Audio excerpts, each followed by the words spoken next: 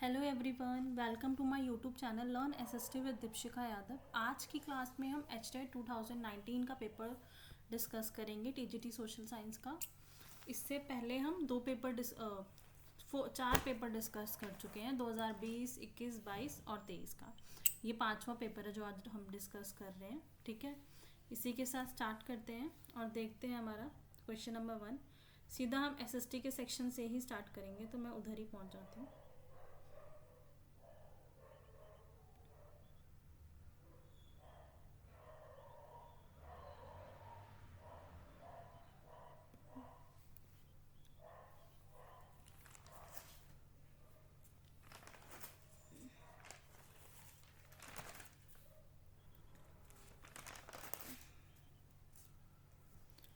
देखो, जो 2019 का एसएसटी का क्वेश्चन पेपर है, उसका जो फर्स्ट क्वेश्चन है, भारत में केंद्र सरकार के विरुद्ध अविश्वास प्रस्ताव कौन से सदन में लोकसभा के लाया जा सकता है, ऐसा इस क्वेश्चन में पूछा गया है कि जो नो कॉन्फिडेंस मोशन होता है वो सेंट्रल गवर्नमेंट के अगेंस्ट कहाँ लाया जा सकता है। लोकसभा व राज्यसभा दोनों में पेश किया जा सकता है, मात्र लोकसभा में पेश किया जा सकता है, मात्र राज्यसभा में पेश किया जा सकता है, या लोकसभा में विपक्ष का सबसे बड़ा दल ही ला सकता है। तो कौन ला सकता है? ये जो लोकसभा होती है ना और विधानसभा, इनमें नो कॉन्फिडेंस मोशन आता है। और कौन लाता है? जो ओपोजिशन पार्टी होती है। ठीक है, तो जो इस क्वेश्चन का राइट आंसर होगा ऑप्शन 2। राज्यसभा कभी नहीं लाती है। ठीक है, अविश्वास प्रस्ताव जब आएगा तो वो लोकसभा में ही आएगा, राज्यसभा में नहीं आएगा। राइट आंसर होगा इस क्वेश्चन का ऑप्शन 2। नेक्स्ट क्वेश्चन, निम्न वाक्यों को ध्यान से पढ़िए। अंतर्राष्ट्रीय मुद्रा कोष दुनिया के किसी भी देश को उधार व ऋण देने वाली सबसे बड़ी संस्था है। आईएमएफ जो है वो वर्ल्ड की सबसे बड़ी संस्था है जो दूसरे देशों को लोन देती है। ठीक है, ऑप्शन 2, इसके समस्त सदस्य देशों का समान मताधिकार है और इसके जो जितने भी मेंबर कंट्रीज हैं उनके पास इक्वल वोटिंग राइट्स हैं। तो हमें बताना है कि कौन सा स्टेटमेंट सही है। तो देखो, जो अंतर्राष्ट्रीय मुद्रा कोष है ना वो सबसे बड़ी ऋण देने वाली संस्था है, ये बात बिल्कुल सही है। और इसमें कितने मेंबर्स हैं? 173 मेंबर्स हैं। ठीक है, मगर जो इसके समस्त सदस्यों देशों को समान मताधिकार है, ऐसा नहीं है। इसमें क्या होता है ना, जो देश या जो कंट्रीज जितनी ज़्यादा फंडिंग करेगी ना उसके पास उतने ही ज़्यादा वोटिंग राइट्स होंगे, उसके फैसलों को उतनी ही ज़्यादा मतलब तवज्जो मिलेगी, उसको उतनी ही ज़्यादा इम्पोर्टेंस मिलेगी। ठीक है, आईएमएफ में पता है जो आधी वोटिंग पावर है ना वो सिर्फ 7 कंट्रीज में ही रह गई है, जैसे कि America, Japan, France, UK, Saudi Arabia, China and Russia. इन 7 देशों के पास हाफ वोटिंग पावर्स हैं। क्यों? क्योंकि इन्होंने फंडिंग इतनी ज़्यादा कर रखी है उसमें। तो जो ऑप्शन 2 है वो गलत है और ऑप्शन 1 सही है। कितने मेंबर कंट्रीज हैं आईएमएफ में? 173 मेंबर कंट्रीज हैं। ऑप्शन 1 इस क्वेश्चन का सही उत्तर है। क्वेश्चन नंबर 93, निम्नलिखित को सुमेलित करें तथा नीचे दिए गए कूट का उपयोग करते हुए सही उत्तर का चयन करें। वॉल्केनोस के नाम बता रखे हैं और साथ में कंट्री हमें बताना है कौन सा सही है। ठीक है, तो मैच करना है। ठीक है, स्ट्रोम्बोली कहाँ पर आता है? इटली में आता है और ये क्या है? एक वॉल्केनिक आइलैंड है। स्ट्रोम्बोली क्या है? Volcanic island.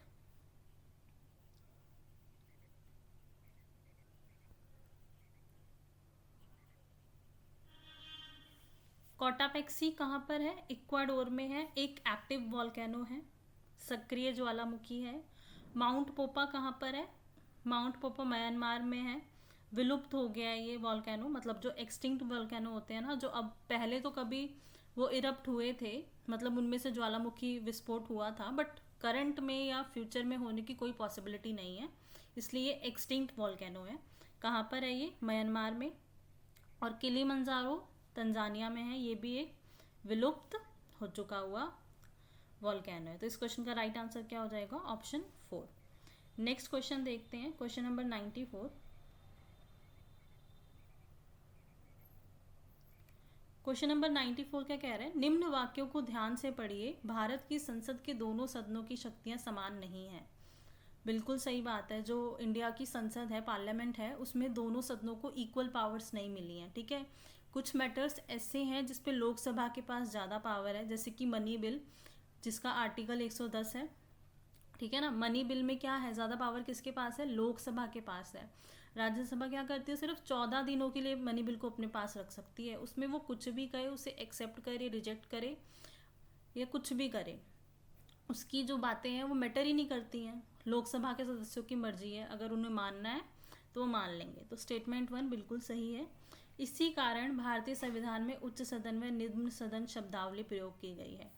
इस रीज़न के वजह से ये शब्दावली यूज़ नहीं हुई है कि अपर सदन, अपर चैम्बर ये है, लोअर चैम्बर ये है, ठीक है। तो ये स्टेटमेंट गलत है। फर्स्ट तो सही है, सेकंड गलत है, ठीक है। तो इसका राइट आंसर क्या होगा, ऑप्शन 2। निम्नलिखित में से कौन सा सुमेलित नहीं है। देखो लैंडफॉर्म्स दे रखे हैं और वो कौन से एजेंट से निर्माण होता है उनका ये बता रखा है, ठीक है। तो सर्क का किससे होता है, ग्लेशियर से होता है, बिल्कुल सही है। हिमनद से होता है। पैनप्लेन नदियों से होते हैं, ये भी सही है।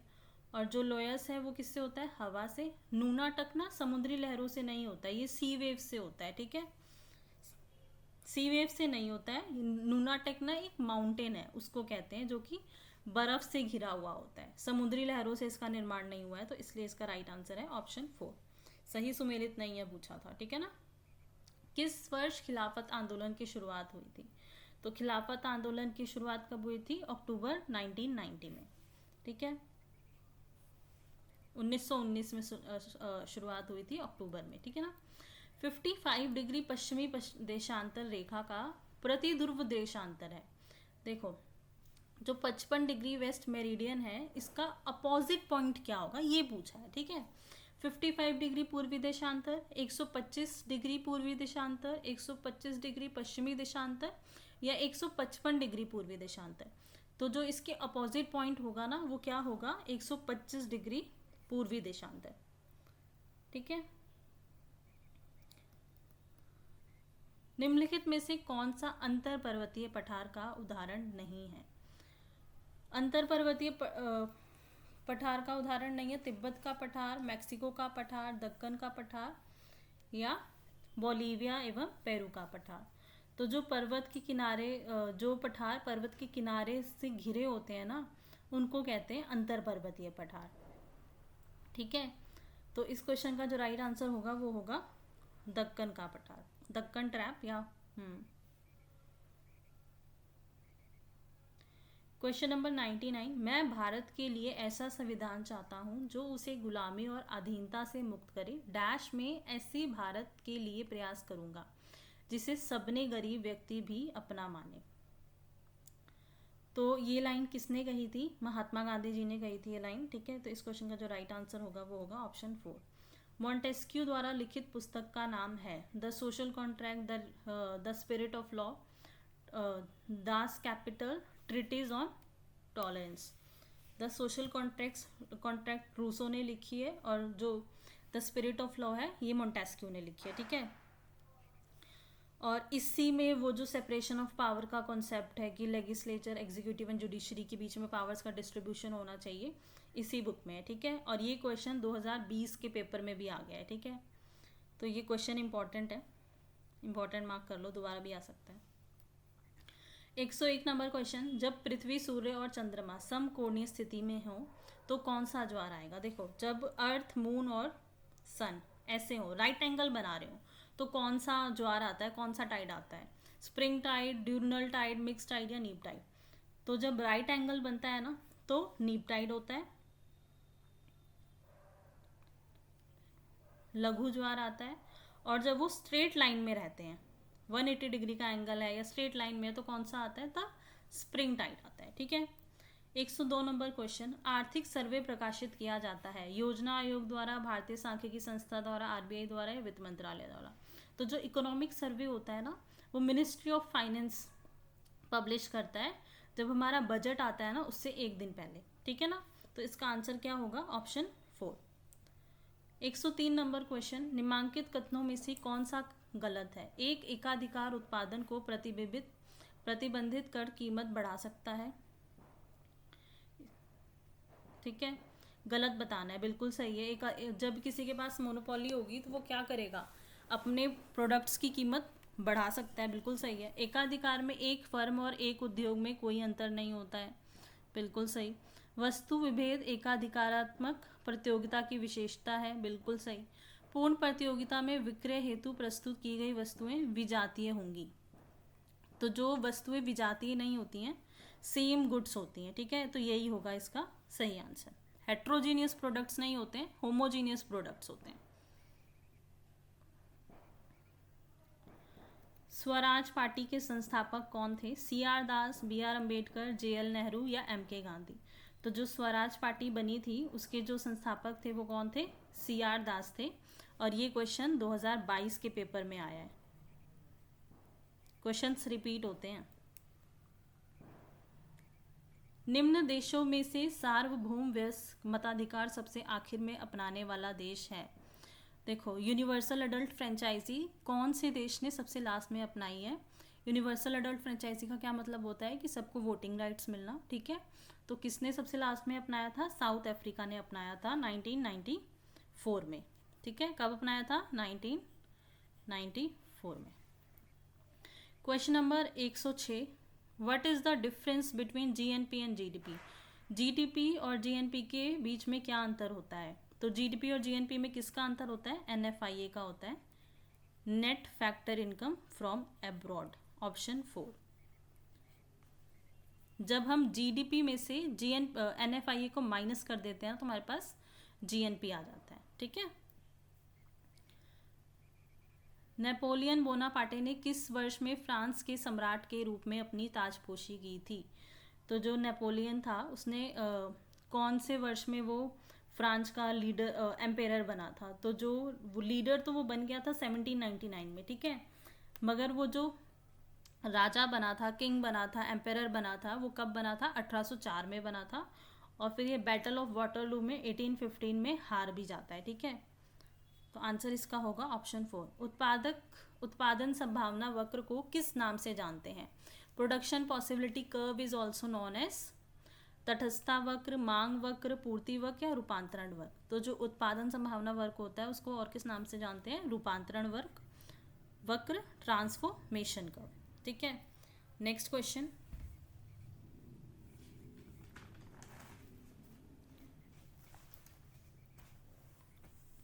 क्वेश्चन नंबर 109, निम्न कथनों को ध्यान से पढ़िए।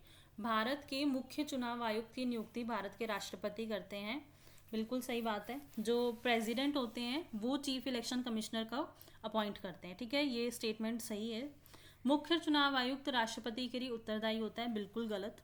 जो हमारा चीफ इलेक्शन कमिश्नर होता है वो किसी के प्रति भी आंसरेबल नहीं होता है। जो हमारा इलेक्शन कमीशन है कि इंडिपेंडेंट बॉडी है, ये किसी के अंडर काम नहीं करता है। ठीक है, तो ऑप्शन 2 गलत है, 1 सही है। तो राइट आंसर क्या होगा? ऑप्शन 3। और इलेक्शन कमीशन का आर्टिकल क्या है? 324 से लेके 329 तक। और पार्ट कौन सा है? पार्ट कौन सा है ये आप कमेंट में बताना, क्योंकि ये मैं पहले भी काफ़ी क्लासेस में बता चुकी हूँ। 110 नंबर क्वेश्चन, आर्थिक नियोजन संबंधित है। Economic planning is related with Samajwadi अर्थव्यवस्था से, मिश्रित अर्थव्यवस्था से, समाजवादी एवं मिश्रित दोनों से, या इनमें से कोई नहीं। तो जो इकोनॉमिक प्लानिंग है ना, ये मिश्रित अर्थव्यवस्था से संबंधित है, मिक्स्ड इकोनॉमी से। क्वेश्चन नंबर 111, अक्टूबर क्रांति के दौरान रूस का जार कौन था? तो ये तो बहुत इजी आंसर है, क्वेश्चन है, किसी को भी इसका आंसर पता होगा। कौन था? जार निकोलस 2 था। ठीक है ना।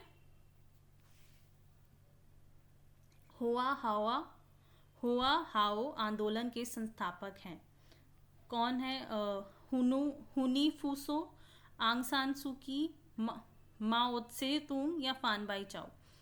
तो कौन है इसका संस्थापक? हुनी फूसो हैं। ठीक है। क्वेश्चन नंबर 113, अफ्रीका के दक्षिणतम छोर पर उत्तर से दक्षिण की ओर प्रवाहित होने वाली समुद्री धारा है? अगुल्हास, कैनरी, मोजाम्बिक्यू या वेनेजुएला। तो कौन सा है? अगुलास करंट है, ठीक है।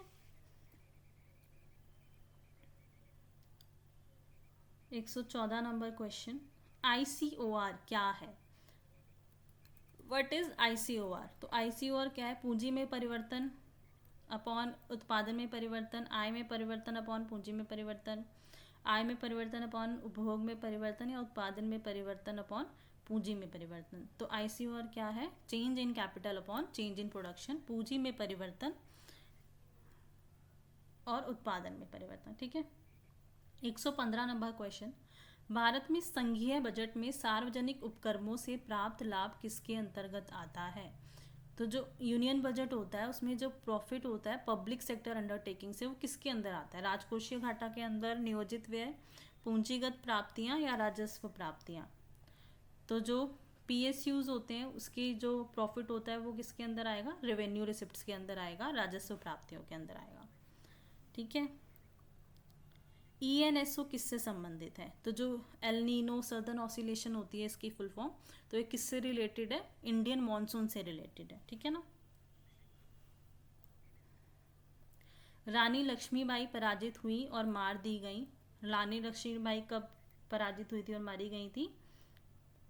117 नंबर क्वेश्चन का जो आंसर है वो है ऑप्शन 2, जून 1858 में, ठीक है। इंदिरा साहनी एवं अन्य बनाम भारत सरकार मामले का संबंध था। Indira Sawhney and others versus Union of India case is related to, कौन से केस से रिलेटेड है? OBC रिजर्वेशन से रिलेटेड है ये, ठीक है।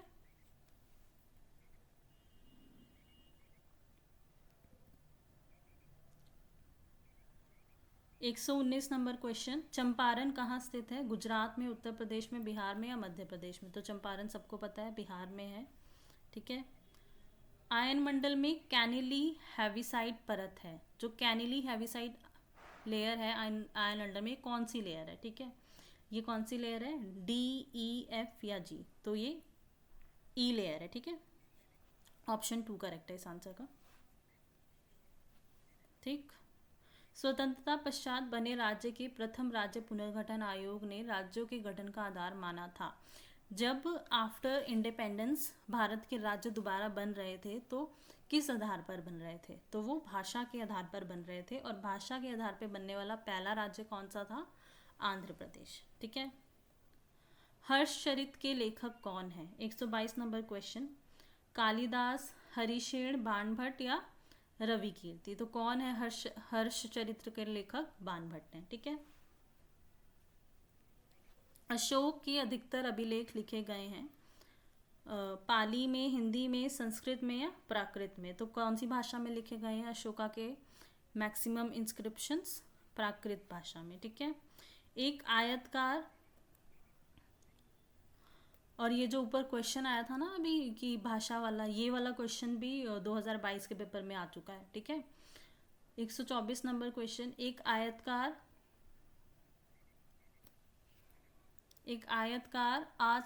अति परवलय मांग वक्र के लिए मांग की कीमत लोच का मूल्य क्या होता है?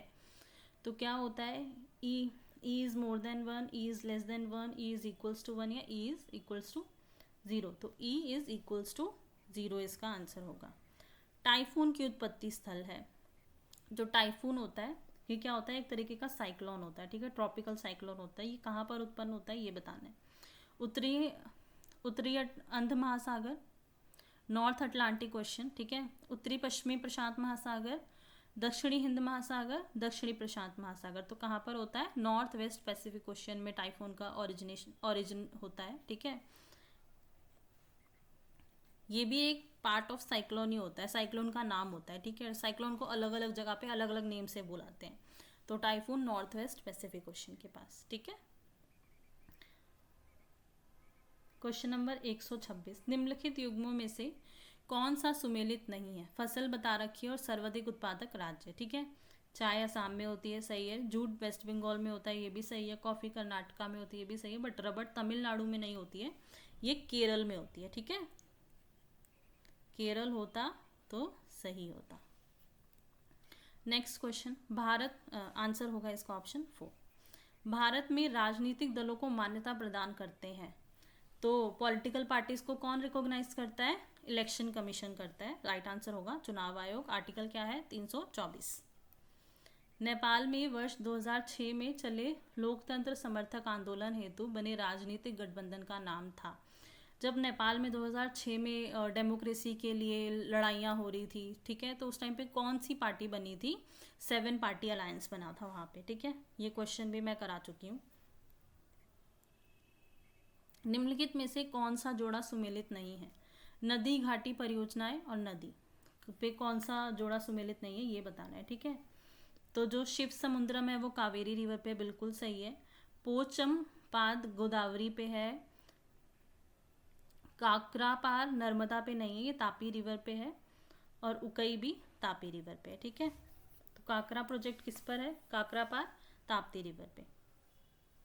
तो आंसर क्या होगा इसका? ऑप्शन 3। प्रयाग प्रशस्ति के लेखक कौन थे? प्रयाग प्रशस्ति के लेखक कौन थे? हरिसेन थे, ठीक है। Question number 131।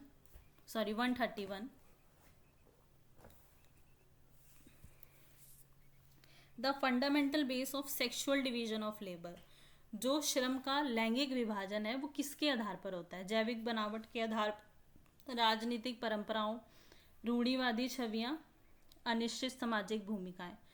तो किस आधार पर होता है कि जो समाज ने रूढ़िवादी बिलीव्स बना रखे हैं, कुछ ये कर रखा है कि औरतें घर का काम करेंगी, पुरुष बाहर का काम करेंगे, तो ये किस पे बना है? सोशल फैक्टर्स पे बना है, वो जो रूढ़िवादी चीज़ें चली आ रही है ना उस पे, ठीक है। और ये क्वेश्चन 2020 में आया था क्वेश्चन पेपर में, देखना आप।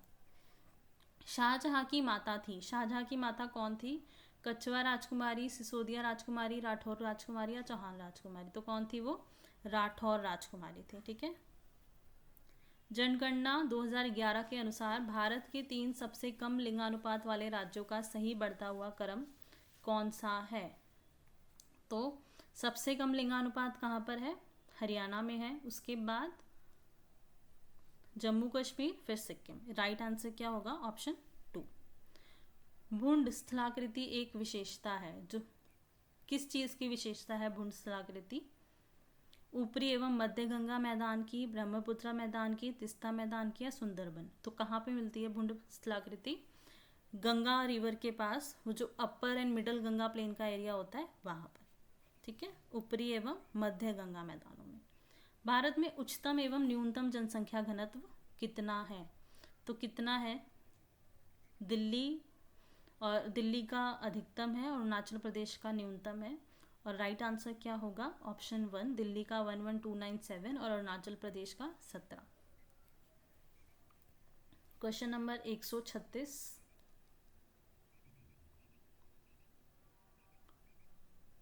रजिया पुत्री थी, रजिया किसकी पुत्री थी? कुतुबुद्दीन ऐबक की, खिज्र खान की, बहलोल लोदी की या शमशुद्दीन इल्तुतमिश की? तो किसकी थी? शमशुद्दीन इल्तुतमिश की पुत्री थी वो, ठीक है। किताबुल हिंद के लेखक हैं, किताबुल हिंद के लेखक कौन है? अमीर खुसरो, अबुल फैजल या अल बरूनी, अमीर हसन दहलवी? तो 137 क्वेश्चन का जो राइट आंसर है वो क्या है? अल बरूनी ने लिखी थी किताबुल हिंद, ठीक है। बहुलक की गणना कीजिए, मोड कैलकुलेट करना है। मोड क्या होता है? मोड का मतलब क्या होता है ना, इनमें जो नंबर सबसे ज़्यादा बार आया होगा ना उसी को मोड कहेंगे। तो इसमें हम काउंट करेंगे तो सबसे ज़्यादा बार जो नंबर आया है ना वो 9 है, 9 4 बार आया है, तो मोड क्या होगा? 9 होगा, ठीक है। निम्नलिखित में से कौन सा समवर्ती सूची का विषय है? ये समवर्ती सूची वाला क्वेश्चन भी 2020 में आया है। क्वेश्चन पेपर जरूर करना है सबको, ठीक है। तो समवर्ती सूची वाला विषय कौन सा है ये बताना है हमें। इसमें मैरिज जो है ना ये एक कंकरेंट लिस्ट में आता है। और कौन से शेड्यूल में है लिस्ट है हमारी, मतलब सूचियाँ? शेड्यूल 7 में है। कितनी लिस्ट है? 3 लिस्ट है, ठीक है। यूनियन लिस्ट, स्टेट लिस्ट और कॉन्करेंट लिस्ट। भारत में स्थानीय स्वशासी निकायों में सीटें आरक्षित रखी जाती हैं, जो लोकल गवर्नमेंट बॉडीज़ हैं, जो विलेज लेवल पे हमारी सरकार बनती है, पंचायती राज व्यवस्था, उसमें किसके लिए जो सीटें हैं आरक्षित हैं? तो किसके लिए हैं? अनुसूचित जाति, अनुसूचित जनजाति, पिछड़ी जाति एवं महिलाओं के लिए, ठीक है। अधिकारों के पीछे सबसे प्रभावशाली घटक है, तो अधिकारों के पीछे सबसे प्रभावशाली घटक क्या है? समाज से स्वीकृति।